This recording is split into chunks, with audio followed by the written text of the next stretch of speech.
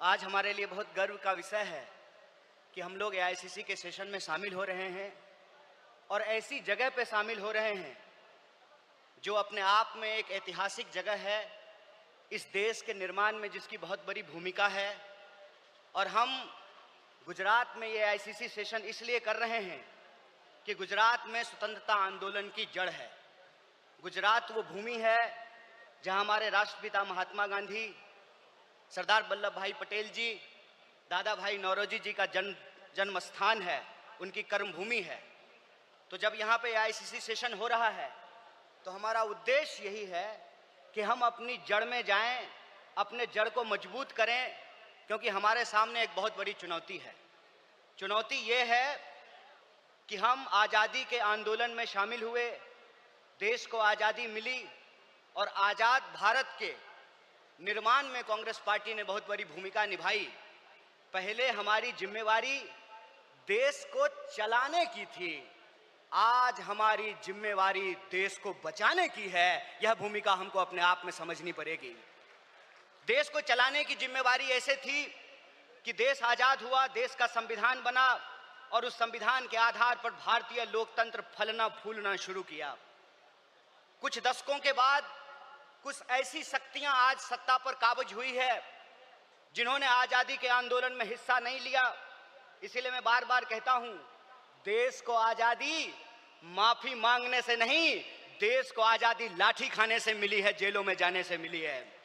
यह जो आज़ादी मिली है, इस आज़ादी को जो लोग मानते नहीं हैं, कहते हैं ना, जिन्होंने अपना खून पसीना नहीं बनाया हो घर को बनाने में, उनको घर की बचाने की कोई जद्दोजहद नहीं होती है। घर को जब बिगड़ रहा हो तो उनको कोई तकलीफ नहीं होती है।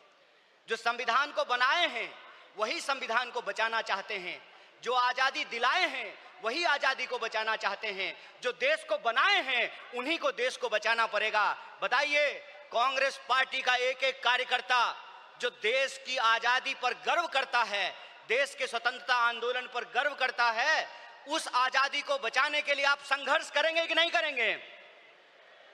अगर आप संघर्ष करेंगे तो ये लड़ाई बिल्कुल आमने सामने की लड़ाई है। ये लड़ाई है कि एक तरफ वो लोग हैं जो काली टोपी पहनते हैं, एक तरफ हम लोग हैं जो सफेद टोपी पहनते हैं। वो जो काली टोपी पहनने वाले लोग हैं वो काले कानून लेकर के आते हैं। हम सफेद टोपी पहनने वाले लोग जो हैं वो गरीबी का अंधियारा मिटा करके, बेकारी का अंधियारा मिटा करके हम रोजगार का अवसर लाना चाहते हैं। हम अन्याय को समाप्त करके सामाजिक, आर्थिक और राजनीतिक न्याय लेकर के आना चाहते हैं। इसीलिए आज जब मैं आपके बीच में बोल रहा हूं तो सबसे पहले जो ड्राफ्ट है रेजोल्यूशन की, मैं उसके समर्थन में बोल रहा हूं। और यह जो न्याय पथ है जिसको लेकर के हमारा संकल्प है कि इस न्याय पथ पर हम चलेंगे, और न्याय पथ पर चलने का मतलब यह है कि देश में कहीं भी अन्याय होगा, चाहे वो अन्याय दलितों के खिलाफ हो, चाहे वो अन्याय गरीबों के खिलाफ हो, चाहे वो अन्याय पिछड़ों के खिलाफ हो, चाहे वो अन्याय आदिवासियों के खिलाफ हो, महिलाओं के खिलाफ हो, किसानों के खिलाफ हो, मजदूरों के खिलाफ हो, किसी भी भारतीय के खिलाफ अगर कोई अन्याय होगा तो उस काली टोपी वाले अन्याय के खिलाफ हम सफेद टी शर्ट पहन करके राहुल गांधी जी के बताए रास्ते पर चलेंगे। हम न्याय का योद्धा बनेंगे और न्याय का जो हमारी पहचान है, न्याय का जो हमारा ये सिंबल है, उसी से हम इस देश को बचा सकते हैं।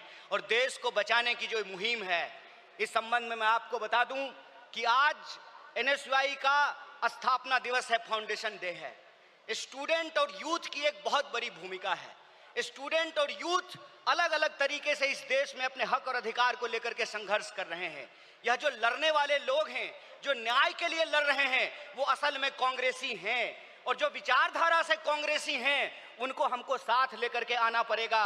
और मैं कांग्रेस के एक एक कार्यकर्ता को धन्यवाद देना चाहता हूं कि आप इस दौर में कांग्रेसी हैं जब लोग गद्दारी कर रहे हैं, कांग्रेस पार्टी के साथ बेवफाई कर रहे हैं, चंद दौलत के लिए, चंद सिक्कों की खनक के लिए अपनी पार्टी से गद्दारी करके उस विचारधारा से समझौता कर रहे हैं। उस वक्त आप कांग्रेस का झंडा थाम करके खड़े हैं। आप सिर्फ कांग्रेस के कार्यकर्ता नहीं हैं, इस देश को बचाने वाले आप जो है सेनानी हैं। जो स्वतंत्रता आंदोलन इस देश को मिला है, स्वतंत्रता सेनानियों ने जो स्वतंत्रता हमको दिलाई है, उस स्वतंत्रता को बचाने वाले आप संविधान सेनानी हैं। इसीलिए मैं आप सबसे अपील करने के लिए आया हूं कि ये आमने सामने की लड़ाई है, ये विचारधारा की लड़ाई है। और इस दौर में हमको उस रास्ते पे नहीं जाना है जो आसान रास्ता है, जो लालच का रास्ता है, जो कुर्सी का रास्ता है। मैं कहता हूं कि इतिहास ने हमको मौका दिया है, कांग्रेस पार्टी ने हमको मौका दिया है, तो हम एमपी एमएलए बनने की कोशिश जरूर करें। लेकिन हम जिस दौर में रह रहे हैं, ये वो दौर है कि हमारे सामने एमपी एमएलए बनने के अलावे गांधी बनने का अवसर है, भगत सिंह बनने का अवसर है, सरदार वल्लभ भाई पटेल बनने का अवसर है, सुभाष चंद्र बोस बनने का अवसर है, एनी बेसेंट बनने का अवसर है, अंबेडकर बनने का अवसर है। इसीलिए मैं अपने कांग्रेस पार्टी के एक एक कार्यकर्ताओं को एआईसीसी के इस मंच से कहना चाहता हूं कि यह जो रेजोल्यूशन है, यह रेजोल्यूशन कागज पे लिखे हुए कोई शब्द नहीं है, यह संकल्प है। और उस संकल्प पे हम समर्पण के साथ चलेंगे, संघर्ष करेंगे, और संघर्ष करेंगे तो इस विपरीत परिस्थिति में हमारी जीत सुनिश्चित है। मैं देखता हूं कि कई बार कांग्रेस के कई कार्यकर्ता निराश हो जाते हैं, तो मैं उनको कहता हूं कि यह वक्त निराश होने का वक्त नहीं है, यह अपनी काबिलियत साबित करने का वक्त है, यह अपनी विचारधारा को साबित करने का वक्त है। और जावेद अख्तर ने बखूबी इस बात को लिखा है कि इस मुल्क में दो आवाजें हैं, इस मुल्क में दो आवाजें हैं। इस मुल्क में एक वो आवाज है जो दंगा कराना चाहता है, खून खराबा करना चाहता है, नफरत फैलाना चाहता है, और एक वो आवाज है जो मोहब्बत और न्याय की आवाज को बुलंद करना चाहता है। इसीलिए हम कहते हैं कि मुझे पामाल रस्तों का सफर अच्छा नहीं लगता, जिस दर जाते हैं लोग उधर जाना अच्छा नहीं लगता। आप कांग्रेस पार्टी के ईमानदार कार्यकर्ता हैं, आपके कंधे पर देश को बचाने की जिम्मेवारी है, आपके कंधे पर संविधान को बचाने की जिम्मेवारी है। और हमको पूरा भरोसा है कि आईसीसी सेशन के माध्यम से पूरे देश में यह संदेशा जाएगा और कांग्रेस पार्टी का एक एक कार्यकर्ता मजबूत होकर के अपनी काबिलियत को साबित करेगा। वह पथ क्या, पथिक कुशलता क्या, जिस पथ में बिखरे सूल ना हो, नाविक की धैर्य परीक्षा क्या, जब धाराएं प्रतिकूल ना हो। इस प्रतिकूल समय में कांग्रेस पूरे दमखम के साथ उस काली विचारधारा के खिलाफ, उस काली टोपी के खिलाफ टी शर्ट पहन करके लड़ेगा। और यह टी शर्ट का जो सिंबल है वो न्याय का सिंबल है। उस अन्याय के खिलाफ हमको इस न्याय की आवाज को बुलंद करना है। मुझे पूरा भरोसा है कि आईसीसी सेशन से निकल करके हम अपने जिलों में जाएंगे, अपने बूथों पर जाएंगे, और समाज में, देश में जहां कहीं भी अन्याय होगा, हम कांग्रेस पार्टी बन करके, कांग्रेस का कार्यकर्ता बन करके, गांधी का सिपाही बन करके गोडसेवादी विचारधारा को परास्त करने का काम करेंगे। बहुत बहुत शुक्रिया, बहुत बहुत धन्यवाद। इनकलाब जिंदाबाद, जय हिंद, जय कांग्रेस। एक बार जोर से आवाज बुलंद कीजिए। यह आवाज साबरमती आश्रम से दिल्ली के तख्त तक पहुंचनी चाहिए। जय हिंद, जय हिंद, जय कांग्रेस। मैं बहुत सौभाग्यशाली हूं और गर्वान्वित महसूस करता हूं, गर्व इस बात का कि जो प्रस्ताव न्याय पथ के नाम से कार्य समिति ने कल बनाया है वो आप सबके समक्ष हम लोग रख रहे हैं। And for those of our friends who don't speak Hindi, it will be available in English to all of you. साथियों, आज से ठीक 100 साल पहले महात्मा गांधी जी ने कांग्रेस पार्टी का अध्यक्ष पद संभाला था और ये 150वीं जयंती सरदार पटेल साहब की है। इस ऐतिहासिक अधिवेशन में हम यहाँ मौजूद हुए हैं और अभी आपने खड़गे साहब का भाषण सुना। देश में जो हालात बने हैं वो हम सबके सामने हैं, लेकिन आज न्याय पथ की क्यों जरूरत पड़ी है? देश में जो सरकार काम कर रही है, पिछले 10 सालों में महंगाई, बेरोजगारी, आर्थिक असमानता, ध्रुवीकरण और क्रूरता की सारी हदें पार कर चुकी है। और भारतीय राष्ट्रीय कांग्रेस अब नफरत, नकारात्मकता और निराशा के इस वातावरण को बदलकर न्याय और संघर्ष के रास्ते पर चलने के लिए प्रतिबद्ध है। कांग्रेस की रगों में कुर्बानी और राष्ट्रवाद भरा हुआ है, लेकिन कांग्रेस के लिए राष्ट्रवाद क्या है? जो लोग राष्ट्रवाद की दुहाई देते हैं, राष्ट्रवाद का चोला ओढ़कर वोट बटोरने का काम करते हैं, मैं उन लोगों को बताना चाहता हूं कि कांग्रेस पार्टी का जन्म संघर्ष के लिए हुआ, देश की आजादी के लिए हुआ। और कांग्रेस पार्टी के सुनहरे इतिहास में हमारे नेताओं ने जो कुर्बानियां दी हैं, उसका पूरे देश और दुनिया में कोई दूसरा उदाहरण नहीं है। कांग्रेस पार्टी के नेताओं ने देश को अखंड रखने के लिए, चाहे इंदिरा गांधी जी हो, चाहे राजीव गांधी जी हो, चाहे सरदार बेअंत सिंह हो, उन्होंने अपने प्राण न्यौछावर किए, छातियों पे गोलियां खाई इस देश की अखंडता और समृद्धता को एक रखने के लिए। ये कांग्रेस का राष्ट्रवाद है। कांग्रेस का राष्ट्रवाद भारत को जोड़ने का है, भाजपा का राष्ट्रवाद समाज को तोड़ने का है। कांग्रेस का राष्ट्रवाद भारत की अनेकता को एकता में मिलाने का है और भाजपा का राष्ट्रवाद अनेकता को खत्म करने का है। सत्ता को हथियाने के लिए और बरकरार रखने के लिए धर्म, जाति, क्षेत्रवाद, भाषा, पहनावा और खान पान में लोगों को बांटने के लिए जो राष्ट्रवाद की दुहाई देते हैं, उनको आईना दिखाने का अब समय आ चुका है। वो लोग जो कांग्रेस मुक्त बनाने की बात करते हैं, मैं याद दिलाना चाहता हूं आपको, राजीव गांधी जी प्रधानमंत्री बने थे तो कांग्रेस के पास 400 से ज्यादा सांसद थे। हमने कभी नहीं सुना राजीव जी को बोलते हुए कि विपक्ष मुक्त देश बनाना चाहते हैं या भाजपा मुक्त देश बनाना चाहते हैं। लेकिन घमंड की ये परिकाष्ठा हो गई है कि कांग्रेस मुक्त बनाना चाहते हैं। मैं उन सब विरोधी ताकतों को बताना चाहता हूं कि कांग्रेस की जड़ें देश में तो बहुत मजबूत हैं ही, लेकिन गुजरात में भी बहुत मजबूत हैं। और 400 पार का नारा देने वालों को पिछले लोकसभा चुनाव में जनता ने आईना दिखा दिया और बैसाखियों पर लाके खड़ा कर दिया सरकार चलाने के लिए। प्रजातंत्र की पहरी है और संविधान की रक्षक है कांग्रेस पार्टी। 1950 में जब संविधान लागू हुआ था, उससे पहले बाबा साहब अम्बेडकर ने खुद 25 नवंबर 1939 को संविधान सभा में कहा था कि कांग्रेस के बिना संविधान बनाना असंभव था। पिछले 75 सालों में कई सरकारें देश में आई, कांग्रेस की और गैर कांग्रेस की, लेकिन हर सरकार ने मूलतः संवैधानिक संस्थाओं को पोषित करने का काम किया, संवैधानिक संस्थाओं को संरक्षण देने का काम किया।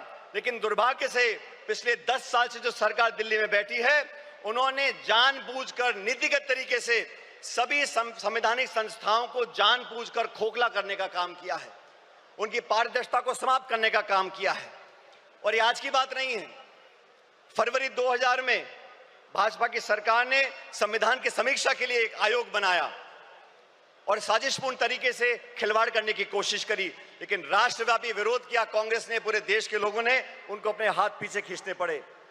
और 2024 के लोकसभा चुनाव से पहले भाजपा नेताओं ने खूब कहा 400 पार करा दो, और भाजपा के सांसदीय उम्मीदवारों ने कई बार नारा देकर अपनी दुर्भावना को प्रकट किया कि कैसे वे संविधान के खिलवाड़ करना चाहते हैं। साथियों, भाषण देना अलग बात है, लेकिन सरकार के कामकाज को आप देखिए। 6 वर्ष पहले भाजपा सरकार ने सदन में कहा था कि जम्मू कश्मीर को पूर्ण दर्जा देंगे। सुप्रीम कोर्ट की कॉन्स्टिट्यूशनल बेंच ने आदेशित किया कि आप जम्मू कश्मीर को पूरा दर्जा दो राज्य का, आज तक नहीं दिया। मणिपुर में क्या घट रहा हम देख रहे हैं, गृह युद्ध के हालात बने हुए हैं, बलात्कार हो रहा है, लूटपाट हो रही है, महामारी बची है, लेकिन ना तो प्रधानमंत्री जी को वहां जाने का समय है, ना उनकी इच्छा है। वो लोग जो संविधान की बात करते हैं और अपनी कार्यप्रणाली से संवैधानिक संस्थाओं का दुरुपयोग कर अपने राजनीतिक प्रतिद्वंदियों को आरोपी बनाने का काम करते हैं, उनका पर्दाफाश करने का समय आ गया है। कांग्रेस पार्टी ने, राहुल गांधी जी ने, खड़गे साहब ने लोकसभा चुनाव से पहले इंडिया अलायंस का गठबंधन किया। देश के सामने जो चुनौतियां थी उसका सामना करने के लिए समान दृष्टिकोण रखने वाले दलों को साथ लेकर आए थे, और भविष्य में भी भाजपा सरकार को चुनौती देने के लिए संसद के अंदर और संसद के बाहर समय पड़ने पर तमाम हमारे इंडिया अलायंस के गठबंधन के साथियों के साथ हम चर्चा कर आगे बढ़ने का काम करेंगे। मैं धन्यवाद देना चाहता हूं राहुल गांधी जी का। सामाजिक न्याय की लड़ाई लड़ने का अगर रास्ता किसी ने दिखाया है तो राहुल जी ने दिखाया है। 1951 में जब सुप्रीम कोर्ट ने देश में आरक्षण को खत्म कर दिया था, तो पंडित नेहरू जी की कांग्रेस सरकार थी जब वे अध्यादेश लेकर आए और संविधान में हमेशा के लिए आरक्षण का रास्ता प्रशस्त कर दिया था। वो राजीव जी ने, इंदिरा जी ने उस रास्ते को अपनाया, और मुझे खुशी है कि आज खड़गे साहब और राहुल जी ने ये बीड़ा उठाया है कि सामाजिक न्याय दिलाने की जिम्मेदारी अपने कंधों पर ली है। देश में बैकलॉग है, SC, ST, OBC महिलाओं पर जो अत्याचार और हो रहे हैं, लगातार 13% की वृद्धि उसके अंदर हो रही है। देश का सद्भाव, सर्वधर्म समभाव।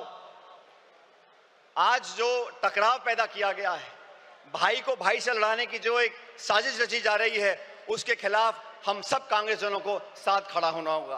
बिना संकोच के हमें कहना होगा, जैसा सरदार पटेल ने 1948 में जयपुर के अधिवेशन में कहा था कि कांग्रेस और कांग्रेस की सरकारें इस बात के लिए प्रतिबद्ध हैं कि भारत एक सच्चा धर्मनिरपेक्ष राज्य हो।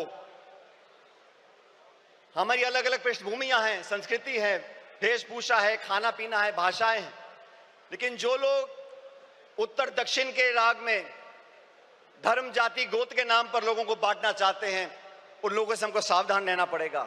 भारतीय राष्ट्रीय कांग्रेस प्रतिबद्ध है कि धार्मिक, भाषाई, जातिगत व क्षेत्रीय बंटवारे की सियासत को हम आखिरी दम तक लड़ते रहेंगे। देश को ना बंटने देंगे, ना बांटने वाली ताकतों को बढ़ने देंगे। हमारा वही नारा है, नफरत छोड़ो और भारत जोड़ो, जो नारा राहुल जी की यात्रा में हम सब लोगों ने बड़ी गुरजोर से कहा था। महिला अधिकार की बातें करते हैं, आदि आबादी और पूरा हक, ये कांग्रेस का संकल्प है। एनी बेसेंट से लेके सरोजिनी नायडू जी, नेली सेन गुप्ता जी, इंदिरा गांधी जी, सोनिया गांधी जी ने हमेशा महिलाओं के अधिकारों को पहली पंक्ति में लाने का काम किया है।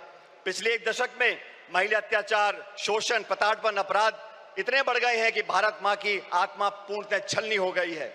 केंद्र की भाजपा सरकार के आदेश पर महिला पहलवान बेटियों को दिल्ली की सड़कों पर जो घसीटा गया, या मणिपुर में मां बहनों को सार्वजनिक तौर से निर्वस्त्र कर घुमाया गया, हाथरस से लेकर उन्नाव तक भारत मां के सीने पर ऐसे हजारों घाव हैं। आए दिन देश की बेटियों के बारे में भाजपा के मुख्यमंत्री, केंद्रीय मंत्री और उनसे संबंधित संस्थाएं जिस प्रकार उनके पहनावे, आचरण, चरित्र, बाहर जाने के समय उनकी स्वतंत्रता, खान पीन व निर्णय लेने की क्षमता को लेकर लगातार आपत्ति उठाते रहते हैं, उसका हमको विरोध करना पड़ेगा। ये वो सरकार है जो किसानों का विरोध करती है। मुझे फक्र है कि हम उस पार्टी के कार्यकर्ता हैं जिसने संकल्प लिया है कि हम लोग किसानों का एमएसपी पर एक कानूनी अधिकार जनता को देंगे और 50% से ऊपर समर्थन मूल्य किसान को मिलेगा। श्वेत क्रांति, हरित क्रांति, मिनिमम सपोर्ट प्राइस, ये सब कांग्रेस की सोच का परिणाम रहा। भाजपा ने तो 3 काले कानून लेकर आए, 16 महीने तक आंदोलन हुआ, 700 किसान शहादत हो गई उनकी, और फिर जाके भाजपा को अपने हाथ पीछे खींचने पड़े। आप सबको याद होगा साथियों, जमीन अधिग्रहण को लेकर राहुल गांधी जी ने भट्टा परसौल में आंदोलन किया था। तब कानून बना लैंड एक्विजिशन एक्ट का। उस भट्टा परसौल के आंदोलन के बाद से तमाम चंद उद्योगपति और भाजपा की सरकार ने मिलकर राहुल जी की छवि को धूमिल करने का काम किया था, और आज तक वो इस काम में लगे हुए हैं, क्योंकि गरीब की, किसान की, मजदूर की, अपेक्षित की आवाज उठाने का काम राहुल जी करते हैं, कांग्रेस पार्टी करती है। आज इस अधिवेशन से, इस प्रस्ताव के माध्यम से हम एक बार फिर किसान के प्रति अपने समर्थन को रेखांकित करना चाहते हैं। अर्थव्यवस्था की हम बात करें 2 मिनट के लिए। मनमोहन सिंह जी की सरकार में 10 साल में 27 करोड़ लोगों को गरीबी रेखा से उठाया गया, 8% की जीडीपी ग्रोथ हुई। आज के जो हालात हैं, और कृपया करके गौर से सुनिए, इस देश के जो 1% सबसे अमीर लोग हैं, उनके पास देश की 40% संपत्ति है। 1% अमीर लोगों के पास 40% संपत्ति है, और जो निचले 50% लोग हैं, उनके पास मात्र 6.5% संपत्ति इस देश की है। हम लोग आज अधिवेशन मौजूद हैं, ये संकल्प लेके यहां से जाना पड़ेगा। कर्नाटका में हम लोगों ने संकल्प लिया कि 2025 संगठन का वर्ष होगा। साथियों, मैं चाहता हूं इस अधिवेशन की महक पूरे देश के हर गांव, हर ढाणी, हर कस्बे तक पहुंचे। जिस इच्छा शक्ति के साथ हम संघर्ष कर रहे हैं, जिस मजबूती से राहुल गांधी जी, मोदी जी और पूरी सरकार को चुनौती दे रहे हैं, उनके साथ कंधे से कंधा मिलाकर हम लोगों को राजनीतिक विजय प्राप्त करनी पड़ेगी। और राजनीतिक विजय प्राप्त करने के लिए संगठन को मजबूत करना बहुत जरूरी है। न्याय का संकल्प, संघर्ष का पथ। आज साथियों, हम एकजुट हो जाएं, पूरी दृढ़ इच्छा शक्ति के साथ न्याय का संकल्प करें, संघर्ष के पथ पर आगे बढ़ें। और आज इस बेहद कठिन दौर से हम गुजर रहे हैं, लेकिन हम सभी साथी कार्यकर्ता मजबूती से कांग्रेस की अपनी असीम संगठनात्मक क्षमता, दक्षता, कार्यकुशलता के आधार पर अधिक से अधिक विस्तार करें, और भारतवासियों के लिए न्याय के संघर्ष का संकल्प सरकार हम साकार करेंगे।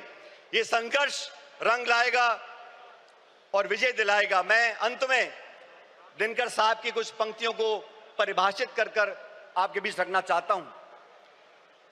चले संघर्ष आठों याम तुमसे, चले संघर्ष आठों याम तुमसे, करेंगे अंत तक संग्राम तुमसे, हमारे न्याय की संकल्पना साकार होगी, कांग्रेस की फिर जय जयकार होगी। बहुत बहुत धन्यवाद। जय हिंद। मैं सबसे पहले आदरणीय कांग्रेस सभापति मल्लिकार्जुन खड़गे जी का, राहुल गांधी जी का, सोनिया गांधी जी का, केसी वेणुगोपाल जी का, अजय माकन जी का तहे दिल से शुक्रिया अदा करता हूं, क्योंकि उन्होंने 2025 के इस अहम वर्ष को संगठन का वर्ष का दर्जा दिया है। और एक कार्यकर्ता होने के नाते आज इन्होंने संगठन को जो तवज्जो दी है, जो महत्व दिया है, मैं तहे दिल से मैं इन सभी नेताओं का शुक्रिया अदा करता हूं। हाल में ही दिल्ली में 4 दिन के कार्यकाल में पूरे भारत के विभिन्न प्रांतों से आए हुए सभी जिला अध्यक्षों को आदरणीय खड़गे जी ने संबोधित किया, आदरणीय राहुल गांधी जी ने संबोधित किया। जो एक जिला अध्यक्ष को आज जो इन्होंने सम्मान दिया है, मैं जिला अध्यक्षों की तरफ से मैं राहुल गांधी जी, आदरणीय खड़गे जी और केसी वेणुगोपाल जी का तहे दिल से मैं धन्यवाद और शुक्रिया अदा करता हूं। लेकिन साथ ही साथ सभी को याद दिलाना चाहता हूं कि आदरणीय राहुल गांधी जी जब गुजरात आए तो उन्होंने एक बहुत ही महत्वपूर्ण बात कही। उन्होंने कहा कि वे लोग जो एक पांव कांग्रेस में रखे हुए हैं और दूसरा पांव किसी दूसरे दल में रखे हुए हैं, उन लोगों को चिन्ह कर से उनको आइडेंटिफाई करके कांग्रेस से बाहर निकालना चाहिए। वो बहुत ही एक महत्वपूर्ण बात कही है और यही बात आज आप लोगों से भी मुझे सुनाई दी और मैं इसी बातों को मैं कांग्रेस के नेतृत्व के समक्ष रखना चाहता हूं कि अगर आने वाले प्रांतों में अगर हमें विधानसभा के चुनाव जीतने हैं तो हमें कट्टर कांग्रेसी को आगे लाना पड़ेगा।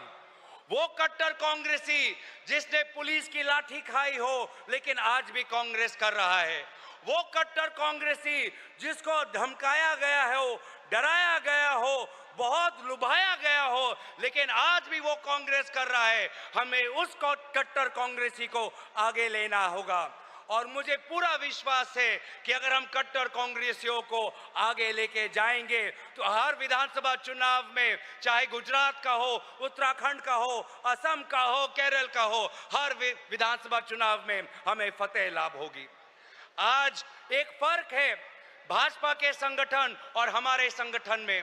भाजपा अपनी संगठन एक प्राइवेट लिमिटेड कंपनी की तरह चलाती है, यही बात एक नेत्री ने यहाँ पे की।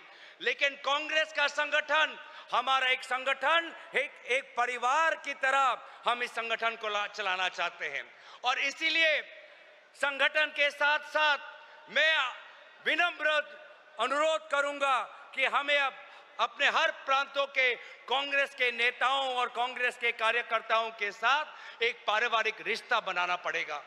हमारा कांग्रेस का कार्यकर्ता कुछ नहीं चाहता, अगर आपने उसके पीठ पे हाथ रख दिया तो वो 1 महीने वो जेल के अंदर रखने की ताकत उसमें है।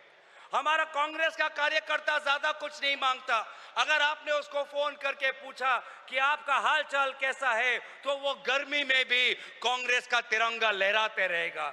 इसीलिए मैं चाहता हूं कि भले ही हम कांग्रेस को सांगठनिक रूप से और ताकतवर करना चाहते हैं, लेकिन हम एक परिवार हैं, उस परिवार के उस मूल्यों को हमें कभी भूलना नहीं चाहिए।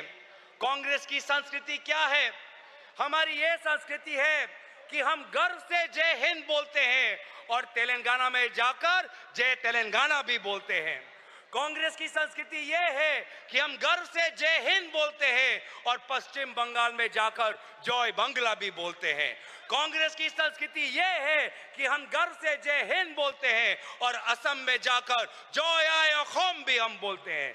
ये है हमारी संस्कृति कि हम विभिन्न प्रांतों को हम सम्मान करते हैं। हमारे में हमारा राष्ट्रवाद, हमारा देशभक्ति भी है, लेकिन साथ साथ जो आंचलिकतावाद है, हम आंचलिकतावाद को भी हम सम्मान करते हैं। तो ये है कांग्रेस पार्टी, देशभक्तों की पार्टी, सभी धर्मों की पार्टी, सभी भाषाओं की पार्टी, सभी प्रांतों की पार्टी। और इन्हीं बातों के साथ मुझे जो शब्द कहने के लिए जो मौका मिला, मैं सभी को धन्यवाद और आभार प्रकट करते हुए मैं गुजरात के लोगों को कहना चाहता हूं कि आदरणीय राहुल गांधी जी ने हमारे समक्ष एक लक्ष्य रखा है कि 2027 में गुजरात में कांग्रेस का पर्चा हमें लहराना है।